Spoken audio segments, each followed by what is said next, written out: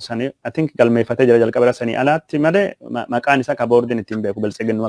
Gaara dhagaa beelli yeroo ammaa sadarkaa beelatti akka Oromoon Karrayyuu achuma Finfinnee jala taa'ee beela guddaadhaaf saaxilameera. Beela duwwaa otoo hin taane immoo waraana weerartootaatiin gidiraa argaati jira.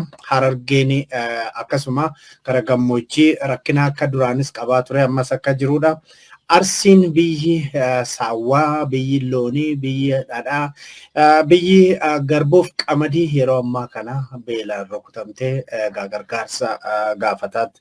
Gargaarsa eegaati jirti. Kana dura warri Sikkommandoo bifa kamiin dhaqanii gargaaraa akka turan argineeti turre. Akkasumas Shawaa keessa rakkinni kun baay'inaan mul'ataati jira. Wallaggi waggaa 3 olee fi komaandi poostii jala waan tureef akkasumatti beela hamaa keessa akka jirudha. Gujiif Booranni wal qabateeti jira. Gujii akkuma jette gujiitti ammayyuu babal'ataa jira. Gara Baaleetiinis akkasuma walumaa galatti Oromiyaan beelaf waraana jala waggaa 3 kana beelaf waraana jala akka jirtudha. Meegaa yaadachiisuudhumaa fi akka sila dubbanne Kadiroo bishaan injiinaroonni naannoo sana turani bishaanuma Booranaa baasuudhaa fi xinnoodhuma lafa hoga qotanii bishaan lafa jalaan argama kan jedhudha. Sanarratti invest gochuurraa alaala dhaabbatanii Boorana laaluudha. Booranaa fi naannoo Gujii sanatti egaa ዝምት የሚባል ነገር ለኢትዮጵያ ይጠቅማት። egaa asirratti kan biraa siin jira Kadiroo akka tasaa maadin hin qaqqabneef natti fakkaata.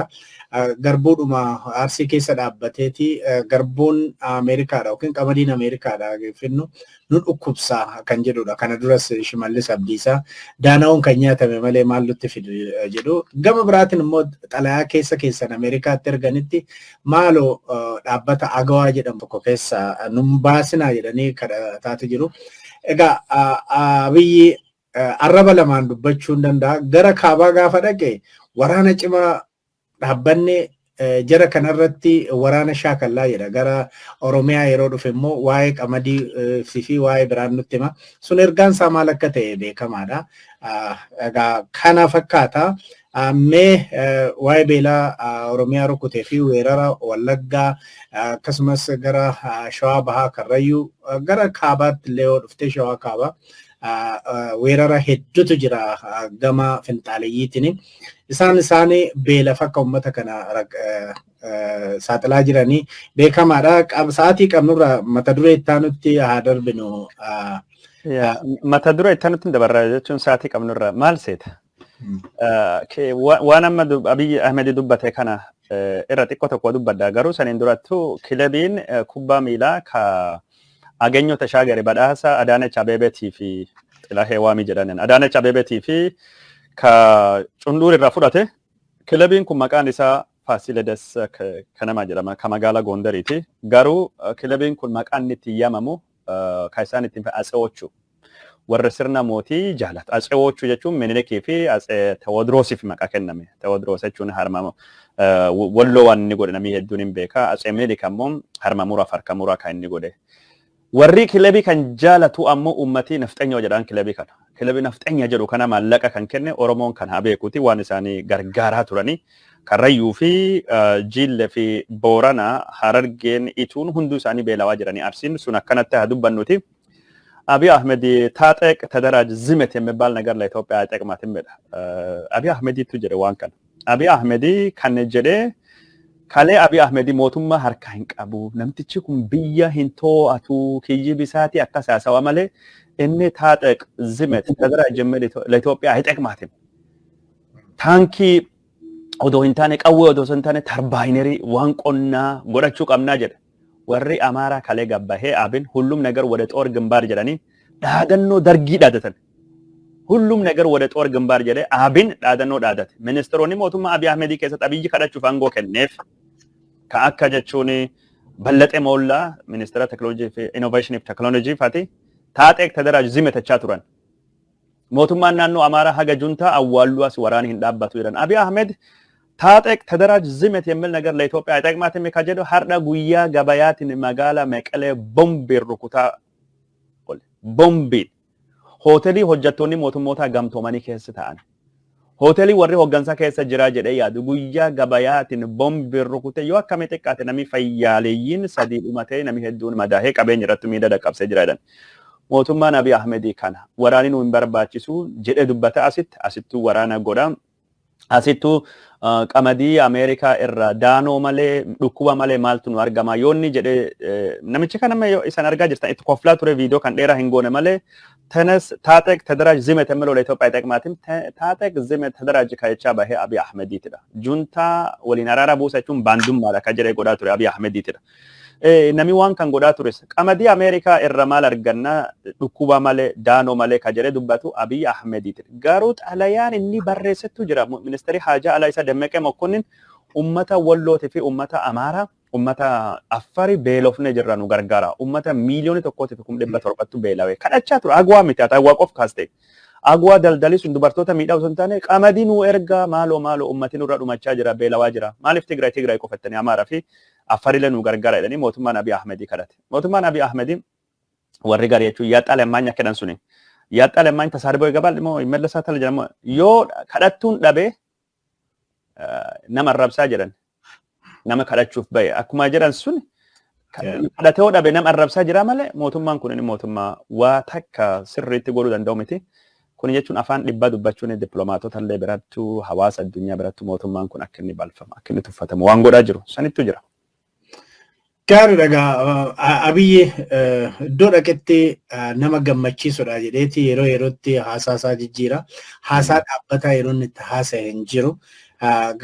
Arsii fi gara Oromiyaa keessa yeroo dhaqe gama tokkoon waa'ee qonnaa kan inni haasa'u Oromoon iddoo kaanitti hidhadhaa jedha. Oromiyaa keessatti immoo waa'een taataqee hin barbaachisu inni jedhu gama tokkoon Oromoon akka hidhatee ofiisaatiif of self defenseedhaaf akka inni hin qophoofne kana godhuudha. Akkuma ati jettee namichi Amaaraa ofiisaaniitiifuu taataq jedhanii uummata isaanii kitatiitti waamaa jiru. Namichi Amaaraa pirezidantiin haaraa muudametti fakkaata. Kanaaf egaa itti kolfaati ture. Mee kana itti kokkoo sa'aatii 24 Abiy Ahmed waan kana doon jedhee hancuftii Abiy Ahmed hin gonne mootummaan naannoo Amaaraa zimeeti kitati labse. Guyyaa lama keessatti sa'aatii 48 keessatti Abiin ammoo dhaadannoo Mangistuu Hayilamaariyaam kadargii hullum ነገር ወደ ጦር ግንባር jedhee labse. Har'a mootummaan Abiy Ahmed taataq zimet ተደራጀ የሚል ነገር ለኢትዮጵያ አይጠቅማትም ከጀድ አራራ ቡሳ ዲፕሎማቶኒ አዱኛ ከና ወረ ትግራይ ወጂ ወልማሪያ ታይገዳን Abiy Ahmed አራሪን ቡስኒ ሀርዳ ትግራይ ራቲ ቦምቤ ቡስ ኩነቹ ማሊ ጉያ ገባያትን አይደሪ ከሰቲ ዋን ተኑ ያደቺሳ ከበረ ደርጊ ሞቱማን ደርጊ ጋፊኒ ሞዋሜጅ hayyuu nama Jawaar Mohammed gaafa ummata nagaya gabayaaf bahe Haider irratti bombee irra buuse. Mootummaa Abiy Ahmed illee kulleen akka inni mo'amu malee waan biraa hin godhu. Abiy Ahmed kan inni mo'amu har'a ummata nagaya bombee irratti buusuun. Adoo dubbachaa jirru wagalxeenaa kun har'a qabatanii jiran. Kaalee jechuun wucaalee qabatan, cifraa qabatan. Cifraan qabatamu jechuun Republican Guard wanni Abiy Ahmed abdatee sun jedha Getaachoo Raddaa wanni dubba cifraan qabatame jechuun masaraan biyyaalessaa Finfinnee qabatame kana dhumannee hambisuu qabnaa jedhee cifraan qabatame achi gololchii qabatame achi jaarran qabatame achi warra baabboo ambaasel amma jechuun har'a dhagaa jirra wagalxeenaa qabatamee jira. Abiy Ahmed jechuun mishiigin isaa kaampiin isaa walfaana caphaa diigamaa jirti. Waraabessa madaahe ammaan ta'u waan argu hunda cina uummata Oromoo illee nuuf eeguu akka malee qabaachuu danda'a. Hidhamtoota siyaasaa taatu uummata baadiyyaa taatu nu beelawaa dhaqqabaa jennaa Abiy Ahmed kan beelofnillee warra jirullee fixuu danda'a sodaa guddaatu jira.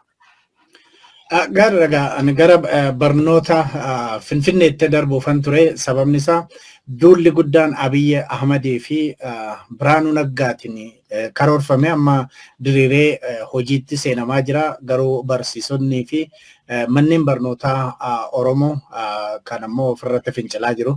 Mee sanatti toon ceen dura addaatiitti keessa seente waraana mata duree taanu ture. Waraana kaabaatti Tigraay fi Amaara gidduutti adeemsifamu eenyutu gaggeessa kan jedhu walmal lama mari'achiisaati jira. Akkuma tamma dubbatte Abin gara tokkoon ibsa kenneeni ganamteera jedheete ummata Amaaraatti ganamteerta yeroo ammaa kanatti ganamteerta waraanni kun immoo waraana keeti waraana Amaaraati kan jedhu ibsinni kenna mootummaan federaalaa kuni waan waraana kana akka gaariitti hin qabne sababa kanaaf ganamteerta kai ofirraa faccisi jedheeti ibsa kennee ture kana dura aganyota shaagarii jalqabee warri kaanisi Oto mootummaan federaalatu jedhamu kun kan abiyyiifaa afaan tokko haasaa malee labsin dure kitat kan jedhan kitatiin kunii fi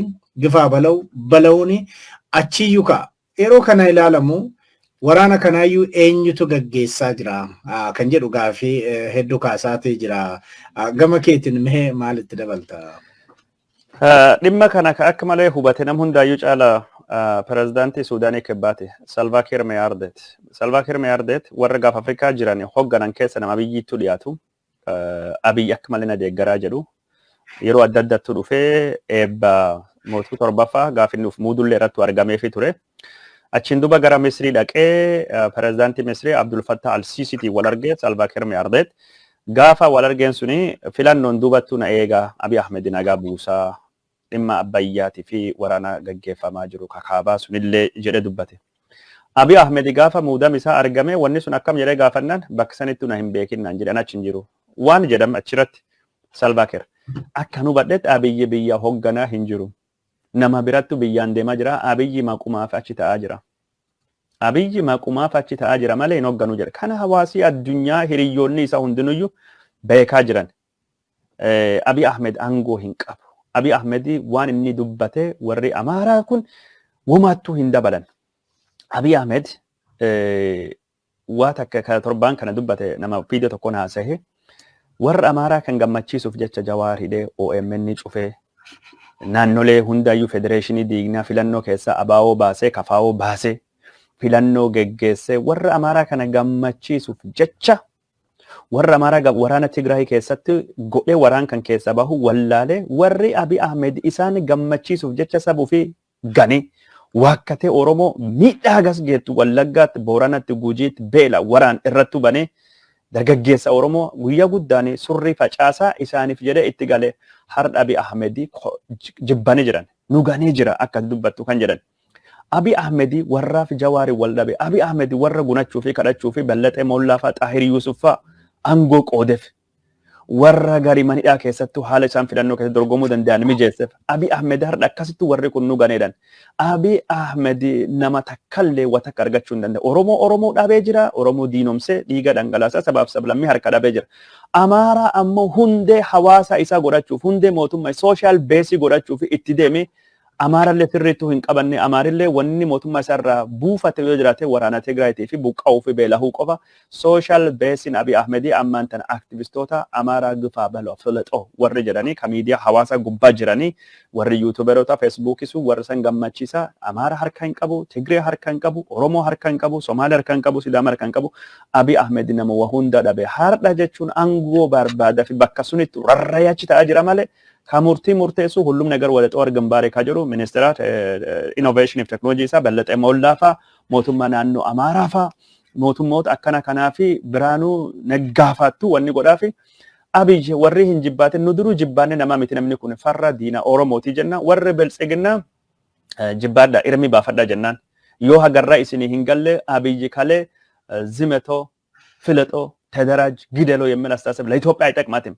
ዱላ barbadeessa cabsa Itoophiyaa hin barbaachisu badhaadhinatti nu deebi'aa jirtanii jettanii Abiy Ahmeditti harka dhooftanii jirtan kale gammaddanii jirtan kun jechuun jijjiirama imaammataati har'a Abiy Ahmed ammoo mootummaan isaa kale warri Amaaraa hullum ነገር ወደ ጦር ግንባር የገረ ቦምቢ ጠያራ roobsisaa jira waraanatti deebi'ee jira waan achi keessatti deddeemaa jirtu kun waan innaasee tokko dhaggeeffannoo kan Abiy kana nu dhageessisi maadi በተደጋጋሚ ተጨማሪ የሰው ኃይል እንፈልጋለን ኑና መከላከያን አጠናክሩ ኑና ፖሊስ አጠናክሩ ስንል ያልሰማ ጆሮ በፌስቡክ ቢጨው ኢትዮጵያን አይታደጋት ኢትዮጵያን መታደግ የፈለገ ኃይል እነዚህ ተቋማት ማጠናከር አለበት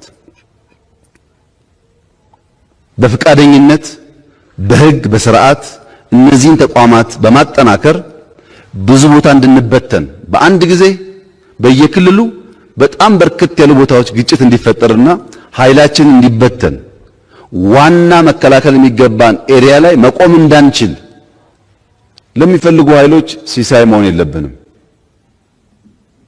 ግልጽ ነው ለኢትዮጵያ ሕዝብ ያሰፈሰፈ ኃይል መኖሩ በግልጽ የሚነገር ነገር ስለሆነ በውስጥ ያሉንን ችግሮች በተቻለ መጠን በትብብር የሰው ሞት አደጋ መፈናቀል ቀንሰን ዋና ጉዳይ ላይ ብናተኩር ይሻለናል።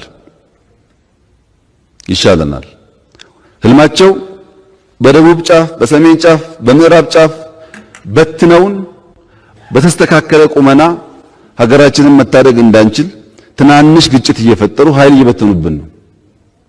የአካባቢ ሚሊሻ፣ የአካባቢ ማህበረሰብ ግማሹ በኢንፎርሜሽን ግማሹ አብሮ በመቆም በመከላከያና ፖሊስ በመሳተፍ በፍጥነት ይሄን ነገር ማቆም ካልቻልን በስተቀረ የግጭት ፋቲግ የግጭት ቀጣይነት ሁሉንም ያሰለቻል።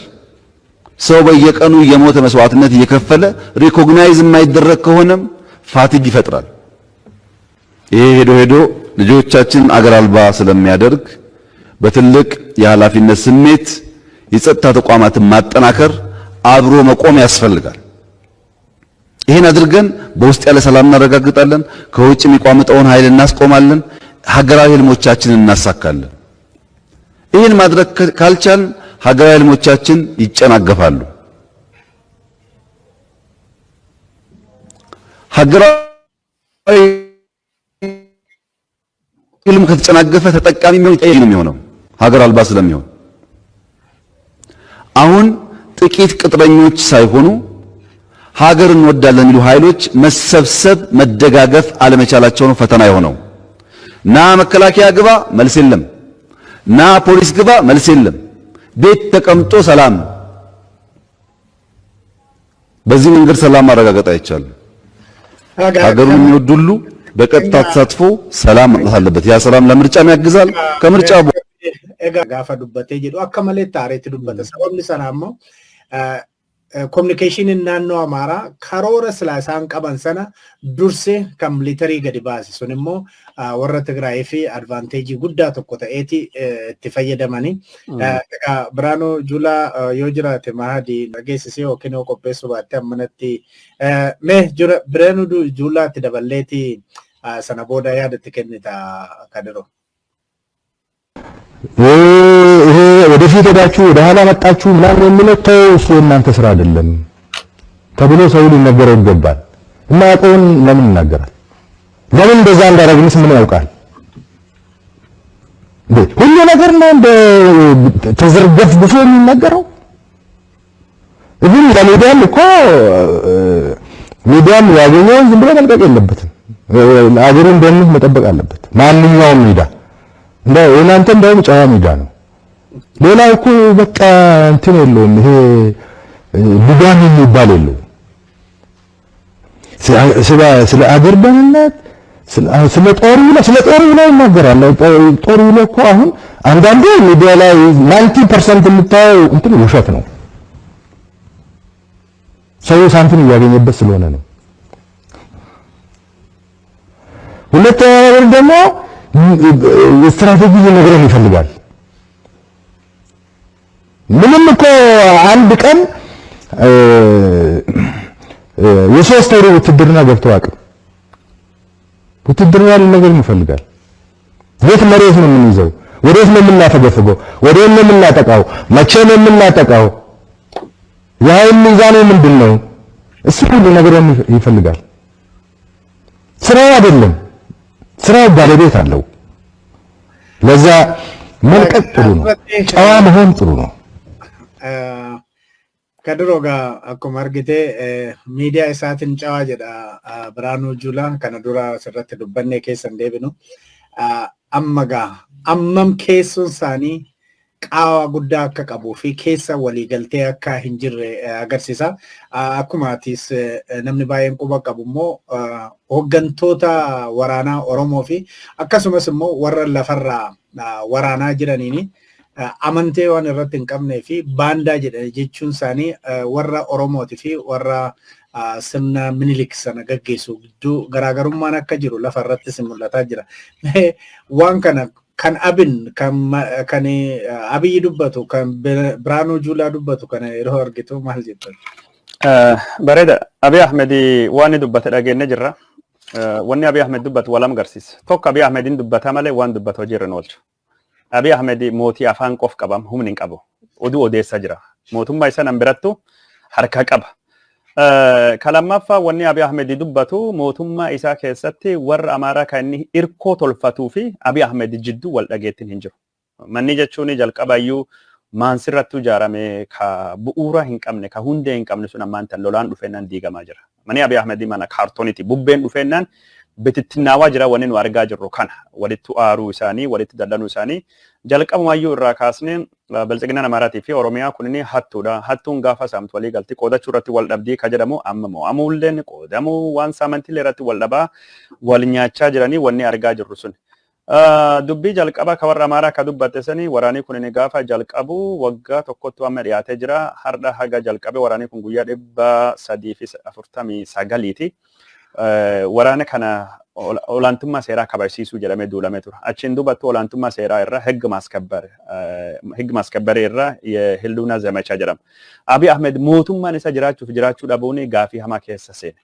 San amma dadhabanii gaafa sullakii nu maal jechaa turre ristii Amaaraa deebisuu fi lola godhamuu Walqaayitii Tsagade raayyaa deebisuu fedhan. Amma Amaarii waraanii kenna jedhanii gabbaanii dubbachuun Amaaraa kaayaa jechuun warra hagam tokko wanni nu dubbachaa turre dhugaa akka taate ka garsiisu Abiy Ahmed mootummaan isaa akkasitti mo'amaa jira. Wanni nama gaddisiisu tokko ijoolleen Oromoo xixiqqoon gartee jaalala haadhaaf abbaa hin quufini waraana kan keessattuu deemtee akka baalaa harcawaa jirti. Dargaggoota ammaan kana televizyiinii Tigraay ifa gubbaatti argine kaalkanii guyyaa bo'aa jiran ka umrii warra 15 hin guunne waliigaltee addunyaatii fi waliigaltee seera Itoophiyaan mallatteessitee fi seera Itoophiyaa ka biyya keessa ka diigu ka akkasii argaa jirra. Waraanii Abiy Ahmed keessa warri Oromoo ka jiran ijjeefamaa jiran miidhaan guddaan irratti dhaqqabaa jiranii warri kanan baanda jedhee warri Amaaraa ijjeessaa jira. Liyyuu Haayiluu koloneelota Abiyyi ka Oromoo ta'an dabalatee ijjeefamaa jira. Namni kun cuftuu ijjeefamee maal tayaa Oromoon amma achi deemee du'aa jira. Waraanii Abiy Ahmed faatii akkasittuu jira. Warri Tigraay hibee waraan kan Abiy Ahmed ka sadaasa bara 2020 geggeessee fi ajaja kaabaa Semeen Izzi haleeltan jedhameeti. Warri Amaaraa